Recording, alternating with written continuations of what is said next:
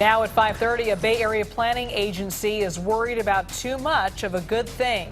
Cities with lots of jobs, but not enough housing. Good evening, I'm Elizabeth Cook. I'm Alan Martin. A regional commission's exploring an idea to limit office space in some cities. Just an idea, but KPIX 5 Simon Perez says it's already getting plenty of pushback. Simon? Liz, South San Francisco is one of 11 Bay Area cities that has 2 jobs for every single housing unit. But what if those jobs went to cities with more housing? Would make it easier to commute. People could live closer to those jobs. That is the idea behind limiting office space. This is the sound of jobs, lots and lots of jobs. Facebook is setting up its Oculus office park here at the Bayfront in Burlingame. But all those workers need a place to live, and Burlingame doesn't have the housing. It is one of 11 cities in the Bay Area that have more than 2 jobs for every housing unit. The consequence? Workers have to drive to get to work, clogging freeways. So the Metropolitan Transportation Commission is thinking about ways to spread the jobs around the Bay and put them closer to where people live.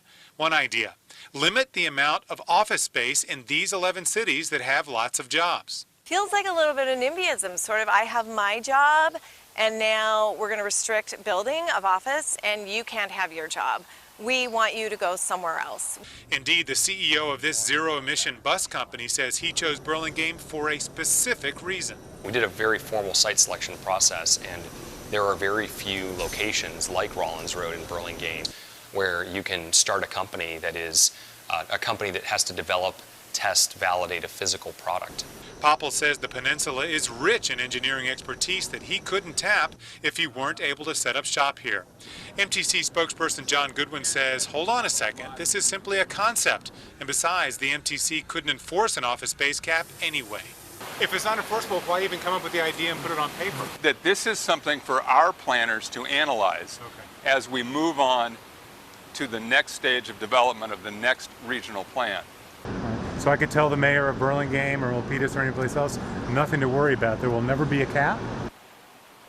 Well, it's not going to be imposed by MTC.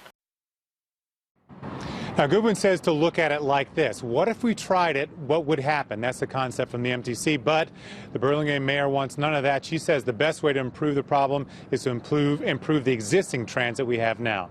In South San Francisco, I'm Simon Perez, KPIX 5.